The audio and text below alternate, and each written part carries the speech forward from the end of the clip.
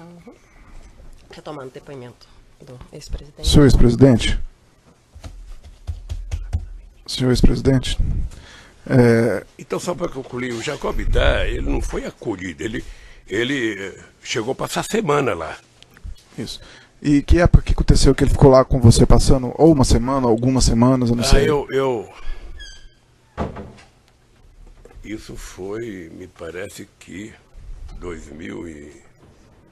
Foi a partir de 2005, 2006, por aí. Ok.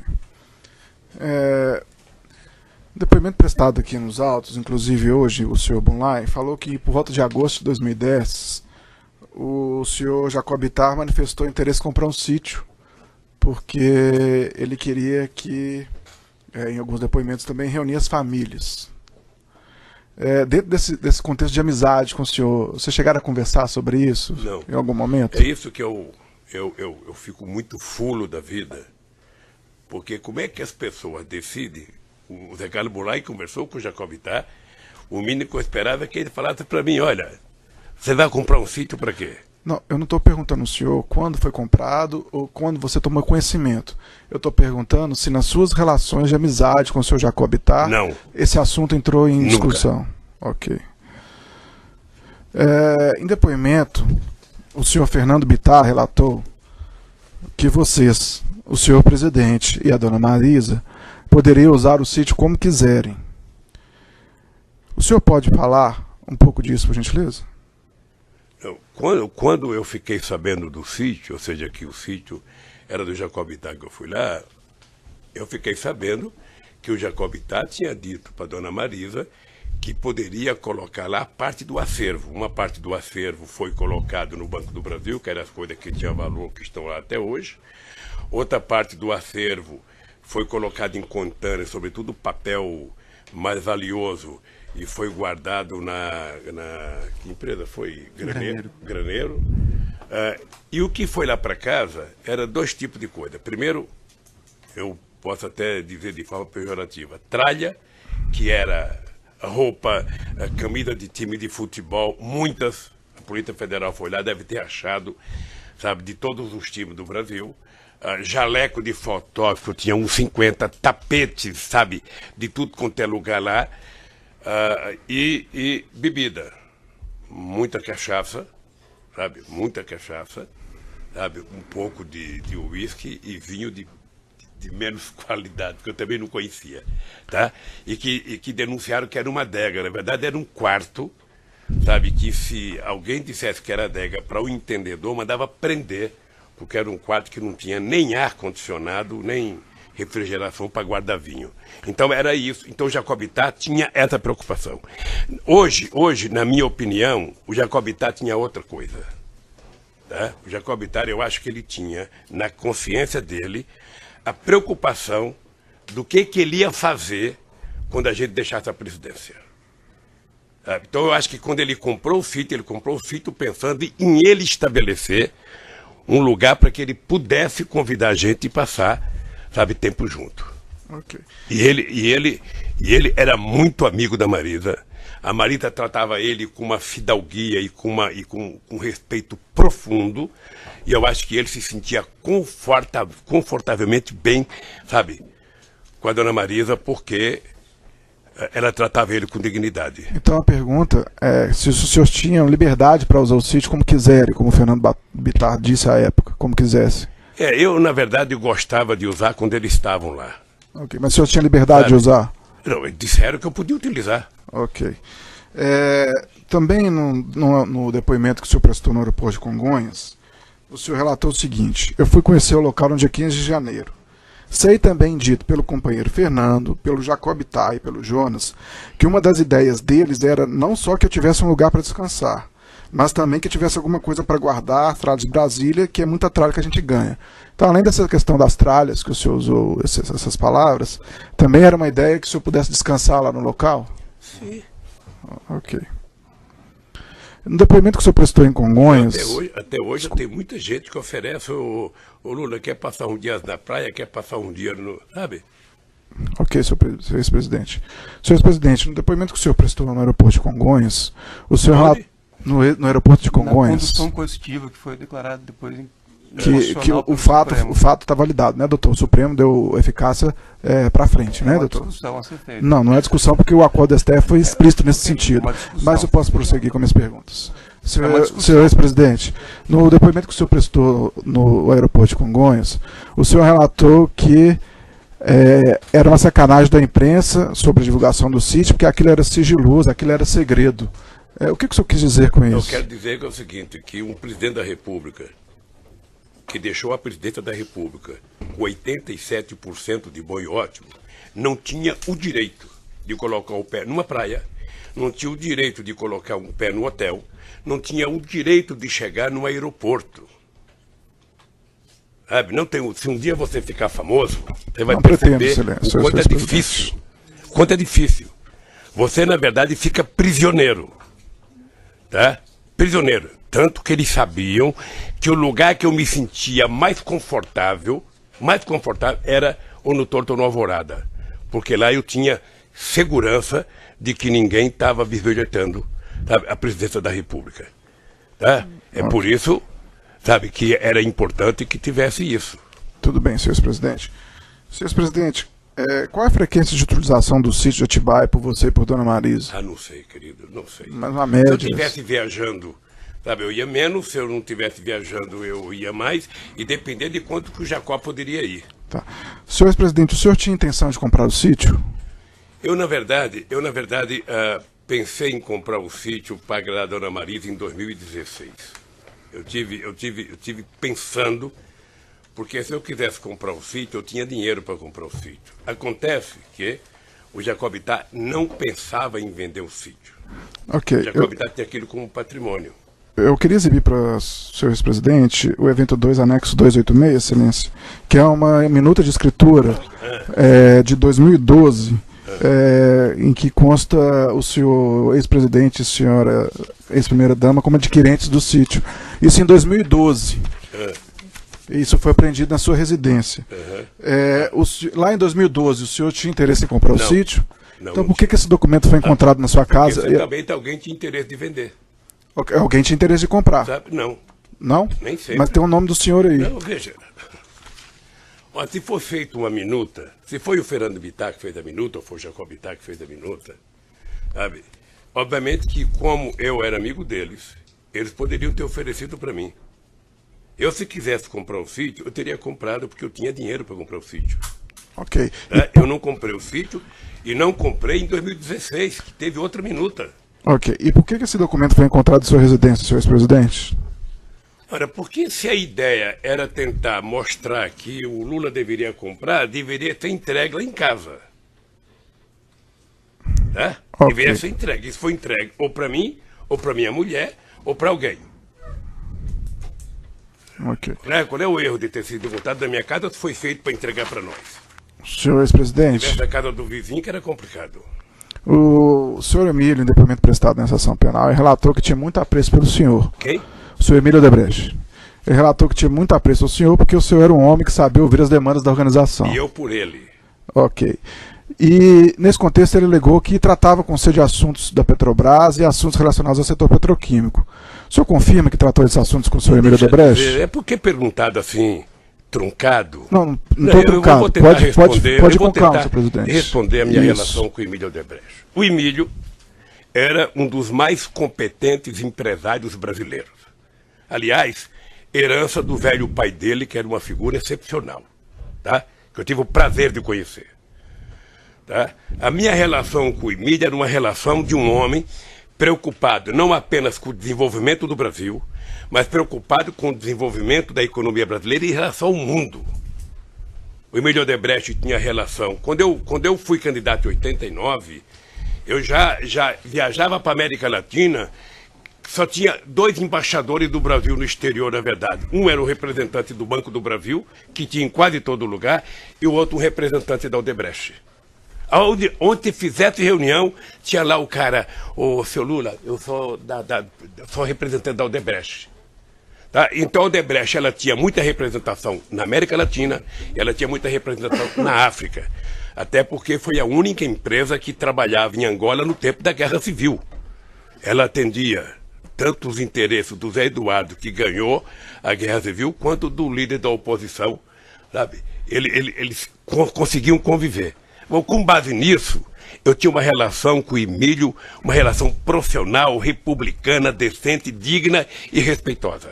Eu posso dizer, procurador, posso dizer, olhando nos seus olhos, que o Emílio Odebrecht, a relação comigo era uma coisa que o Emílio, toda vez que ia conversar comigo, ele levava, e eu tentava pedir para todos os empresários levarem uma agenda para dizer o que queria conversar.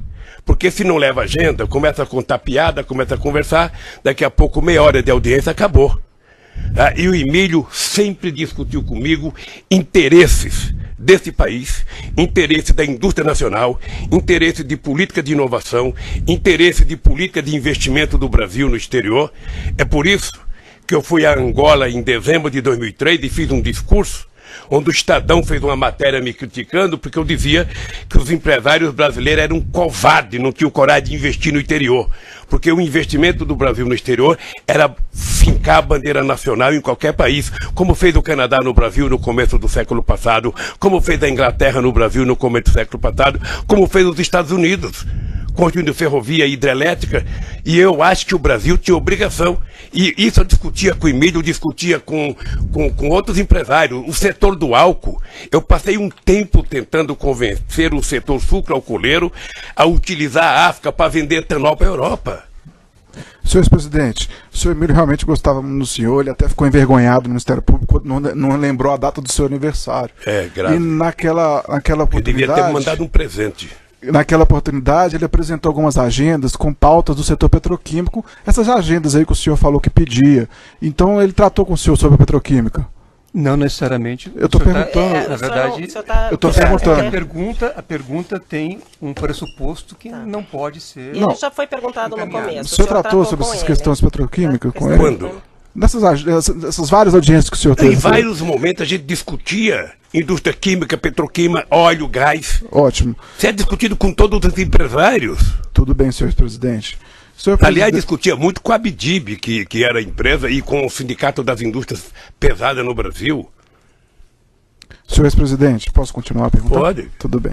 Se o senhor te interromper, se o senhor quiser falar, o senhor pode Não, pedir pode uma falar. parte. Senhor ex-presidente, o Paulo Gordilho, da OAS, ele relatou também que o Léo Pinheiro gostava muito do senhor e que o senhor tinha ajudado bastante a empresa OAS e que você foi muito importante para o Léo Pinheiro. Como é que foi isso? Deixa eu dizer, ó, sem nenhuma falsa modéstia, todos os empresários deveriam gostar muito de mim. O senhor Léo Pinheiro gostava muito do senhor. Deveriam o Paulo gostar. Gordilho Eu falou. nunca tive coragem de perguntar se eles tinham votado em mim alguma vez, porque acho que nenhum votou em mim. Porque para votar tinha uma questão de pele. E aí o Lula já não cabe mais. Mas todos me tratavam com respeito, todos. Do maior produtor de açúcar e álcool desse país, a maior construtor civil, ao maior banco do Brasil, os bancos, todos me tratavam com muito respeito, porque eles viveram no meu governo o momento de ouro desse país. O Brasil nunca teve tanta credibilidade no exterior, nunca foi tão orgulhoso ter passaporte brasileiro no exterior, nunca se gerou tanto emprego. Eu agora fico com pena quando eu vejo, tem brasileiro indo para Portugal para procurar emprego, tem brasileiro... No meu tempo de governo, as pessoas voltavam de Portugal, voltavam do Japão para trabalhar aqui no Brasil. De tanto emprego que a gente gerou, 20 milhões de empregos. Então, todos eles. A OAS saiu de menos de 20 mil empregados para não sei quantos milhares de empregos. A Odebrecht saiu de não sei quanto para quase 200 e pouco mil empregados. A Petrobras saiu de 30 para 80. Então, todos, na verdade, todos eles deveriam, sabe, me agradecer pelo período que o Brasil viveu no meu governo. Então, gostar de mim, eu não diria que é obrigação. Okay, mas é um dever presidente. deles. E aí o seu Léo Pinheiro falou, olha, o Lula foi muito importante para a OAS, ele nos ajudou. Como que foi isso, senhor presidente? Não, porque a quantidade de obras. Só, procurador, quando eu cheguei na presidência da República, esse país era tratado como se fosse uma republiqueta de bananas. Eu lembro de uma briga que eu tive quando o presidente do BNDES e o presidente da Petrobras diziam que esse país não tinha capacidade de produzir navios. Em relação a essa especificamente. Hein? Em relação à Não, empresa é que sabe o que acontece? Não tem uma relação de ajudar um. Foi ajudada a economia brasileira. O senhor lembra que nós terminamos o meu mandato crescendo a 7,5%. O comércio varejista chegou a quase 14%. Nunca os pobres foram. Sabe, até nesses shoppings aqui de Curitiba, dos ricos, os pobres passaram a frequentar. O pobre não queria mais ir em feira popular, queria ir no lugar que o pobre tem direito de ir. E esse país virou outro país. Então não é nada específico à OAS, A todas as empresas, todas elas. O Léo Pinheiro gostava Pode do pensar. senhor, como todos os empresários Agora deveriam todos gostar. deviam. Eu acho que todos me respeitavam profundamente e eu os respeitava profundamente. Ok, senhor presidente. E duvido ainda, procurador, duvido, para terminar, eu duvido que você encontre um empresário, mesmo esse da Van que ajudou o Collor agora com o Zap, se esse cara um dia foi procurado pelo Lula para pedir 5 centavos. Porque a relação de respeito que eu adquiri com eles e que impunha a eles não admitia que qualquer empresário conversasse comigo sobre 5 centavos. E não admitia quem frequentasse a minha casa discutir negócio, sabe, de governo. Governo eu discutia até a meia-noite dentro do palácio. Quando eu ia para casa cuidar da minha família. Senhor presidente, o Bunlai, no depoimento que foi aproveitado nesses autos, ele alegou que efetuou um empréstimo no Banco Chaim e isso estava causando vários problemas para ele, que ele estava impossibilitado de operar com bancos, estava incluído no CADIM. Ele chegou a confidenciar isso com o senhor? Eu vi a denúncia pelos jornais. E o Bunlai conversava? Somente ele é que sabe se ele pegou dinheiro com quem quer que seja com o Chaim, com o Itaú. Tá? E esses problemas pessoais que ele teve com esse empréstimo? Hein? Esses problemas pessoais que ele teve com o empréstimo? Eu não sei qual é o problema pessoal que ele Ele teve. não comentou com o senhor. Hein? Ele não comentou com o senhor esses também não problemas. sei. Ok. Ele sabia que era proibido discutir qualquer assunto que não fosse a relação familiar.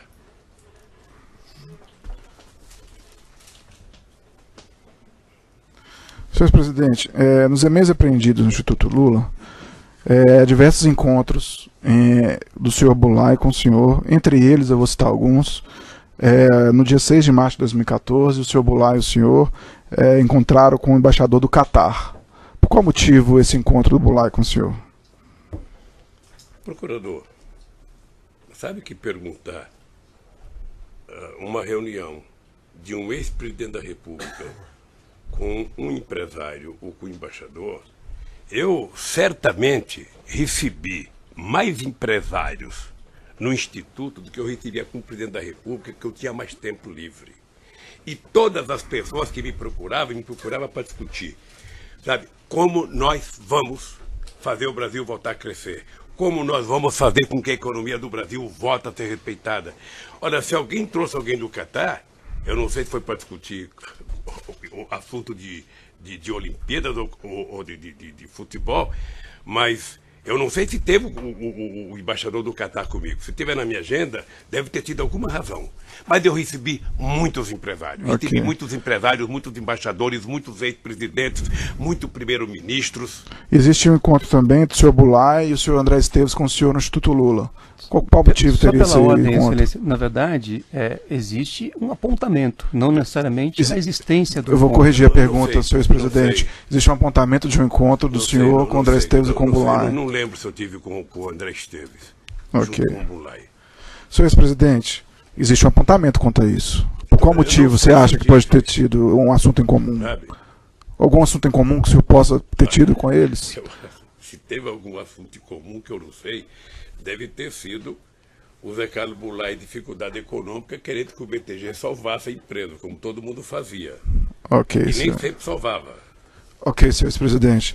Senhor ex-presidente, Mas ele deve ter dito para você o que ele queria. não, mas eu estou perguntando para o senhor. Ah, não. Senhor ex-presidente, o senhor estava na reunião, segundo o apontamento, sabe. como bem lembrou o doutor Cristiano Zanin. Senhor ex-presidente, o senhor tem ciência desse empréstimo, então, que o Bunlai fez com partidos em favor do Partido dos Trabalhadores, com o Chaim? Tomou conhecimento disso? Não. Nunca Não, ouviu tomei falar? conhecimento pela imprensa. E quando o senhor tomou esse conhecimento? Quando começou a denúncia. Ok. E o senhor tem conhecimento que a Chaim foi favorecida em contratos na Petrobras? Não acredito. Não acredito? Por qual motivo? Porque tudo que vocês falam da Petrobras, eu digo vocês falam porque às vezes a Petrobras é tratada como se fosse uma merreca, uma porcaria de empresa. E a Petrobras é uma empresa que tem uma governança respeitada no mundo inteiro. A Petrobras, ela inclusive tem o controle, depois do meu governo, ela tem o controle da Controladoria Geral da República. Então a Petrobras é uma coisa muito séria. Qualquer coisa que é decidida na Petrobras passa pela mão de 500 pessoas. Sabe na mão de quem não passa? Do governo. Mas, senhor presidente, apesar de todo esse rigor aí da controladoria interna da Petrobras, várias pessoas, inclusive como colocou a sua excelentíssima juíza, devolveram aqui milhões e milhões de dólares que eram fruto de propinas. E mesmo nessas condições, o senhor não acredita que houve um favorecimento da Chaim? Veja, se houve a corrupção da Petrobras, que dizem que houve, essas pessoas têm que ser presas, sabe, e têm que pagar o que pegaram. Tá? Isso está totalmente correto. O que eu acho é que isso não é por conta, sabe, de investigação, de licitação, que ela é feita com rigor. Sabe, se depois que estão lá dentro alguém, por exemplo, eu disse aqui para o juiz Moro que só tinha um brasileiro que sabia que o Paulo Roberto era o que foi, era o Moro. Porque como ele teve uma relação com o Youssef durante muitos anos, e o Youssef era o cara, então ele conhecia que era o Paulo Roberto, ninguém mais conhecia. Só se sabia que ele era um funcionário de 30 anos de carreira.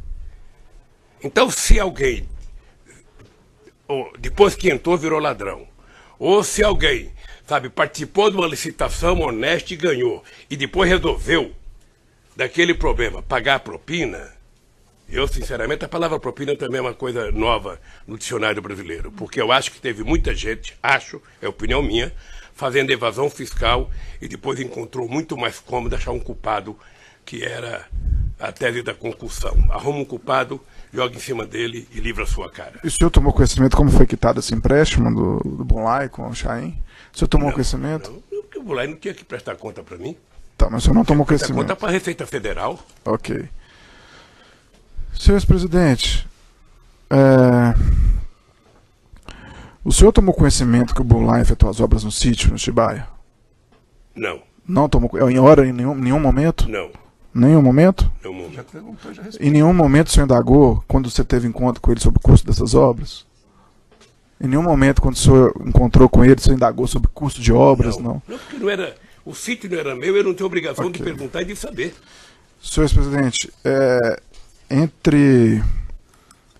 nos e-mails apreendidos no Instituto Lula, há registro de encontros com o senhor com Bunlai em 2011, em 16 de janeiro de 2012, em 29 de março de 2012, em 12 de junho de 2012, em 3 de julho de 2012, e 28 registros de apontamentos de encontros entre o senhor e o Bunlai no Instituto Lula. 2012, 28 de agosto de 2012, 3 de setembro de 2012, 19 de dezembro de 2012, 6 de março de 2014. Nesses diversos encontros, o senhor nunca indagou ele sobre essas obras que ele fez no sítio? A minha relação de amizade com o Bunlai não permitia Não permitia. que eu desse a ele qualquer ousadia de falar qualquer coisa de dinheiro comigo. Ok, senhor Então, se o Zé presidente. Carlos Bunlai fosse ao Instituto, o Zé Carlos Bunlai era aposentado, morava em São Paulo e poderia ir no Instituto quantas vezes ele quisesse. Ok. Senhor presidente, o senhor falou que a imprensa, depois que a imprensa divulgou isso, o senhor tomou conhecimento, não foi isso? Foi. E na divulgação da imprensa está lá a questão do Bunlai, que tinha feito as obras para o senhor. Depois dessa divulgação, o senhor não perguntou para ele sobre isso, não quis pagar por essas obras? Não perguntei porque o sítio tem dono. O dono do sítio chama-se Fernando Bittar. E o senhor perguntou para o Fernando Bittar? É que vocês começaram dizendo que era meu sítio. Eu estranhei agora a doutora juíza dizer que... Eu estranhei porque eu passei 4 anos eu também apanhando, porque o estranhei, sítio era senhor meu. presidente, porque- E agora o sítio desapareceu. Eu também estranhei, senhor presidente, porque a denúncia está lá há muito tempo, a sua defesa poderia ter te explicado Sabe? isso. Não, Se ela não fez, não, infelizmente não é o papel do Ministério Público. O Ministério Público Está dizendo ressalva até que a questão na da propriedade denúncia- da empresa ainda está sendo investigada, não tem isso? É na essa denúncia? ressalva. Então o Ministério A questão Público que da- fez a está, na questão verdade, da propriedade Mas- da mas da mesma sua coisa. acusação. Tá, é dito, mas não é essa acusação. Não, Mas a é mesma essa coisa acusação. aconteceu, procurador, a Acusação mesma é coisa lavagem de aconteceu, dinheiro nas veja, reformas. a mesma coisa aconteceu, eu tô há muitos Senhor anos, presidente, se você não tiver satisfeito não tem, pera um pouquinho, não tem nenhum ser humano nesse país que tenha apanhado mais da imprensa do que eu por mentiras contadas a meu respeito. E eu, com 73 anos, faço um esforço muito grande de não perder o humor, de não deixar que o ódio tome conta de mim, porque eu acredito que nós vamos ainda, neste país, provar quem está com a verdade e quem está mentindo. Então, eu passei, sabe, um monte de tempo, sabe? O Lula é dono de uma chácara. Eu falava, não sou, gente, o Lula é dono, eu não sou. Agora, nem da chácara me perguntaram mais, porque não é minha. Foram perguntar de uma obra de uma chácara que não é minha. A mesma coisa aconteceu, procurador, você sabe disso, do apartamento. Eu passei 5 anos dentro do apartamento, não é meu, não é meu, não é meu. Aí o que aconteceu com o apartamento? O Moro dá um julgamento aqui. Eu sou acusado por fato indeterminado. O apartamento não tem Petrobras, mas eu estou no Lava Jato. E foi colocado na Lava Jato pelo Ministério Público só para me trazer para cá. Senhor presidente, eu posso fazer o questionamento? O senhor deveria aguardar a resposta dele. Ele está fugindo ao tema, doutor. Ele está fugindo ao tema, doutor. É só isso, é só isso.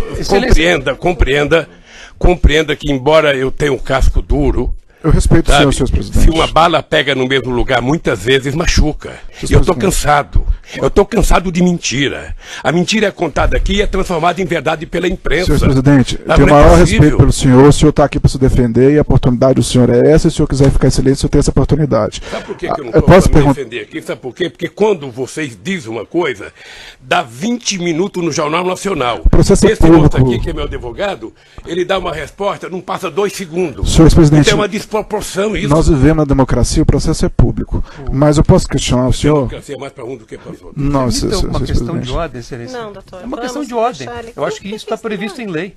Uma questão de ordem. Que questão de ordem? Seja questão de ordem é a seguinte. Vossa Excelência, a pedido do Ministério Público, inclusive, contra a posição da defesa, disse que vai aproveitar um depoimento relativo ao caso Triplex. Então, o senhor presidente estava, inclusive, fazendo referência ao caso que Vossa Excelência decidiu aproveitar o depoimento.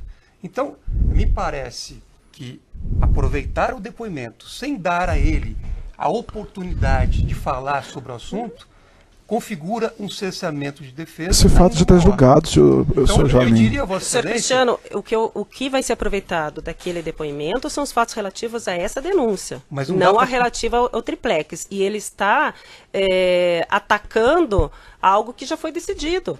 Certo, mas não dá para pensar uma coisa em detrimento de outra. Então vamos para a próxima pergunta. Eu só pediria a Vossa Excelência, educadamente e cordialmente, que fosse possível o depoente, nesse ato que ele pode fazer a sua autodefesa, que ele pudesse completar as respostas e desenvolver os raciocínios necessários para a concretude do ato.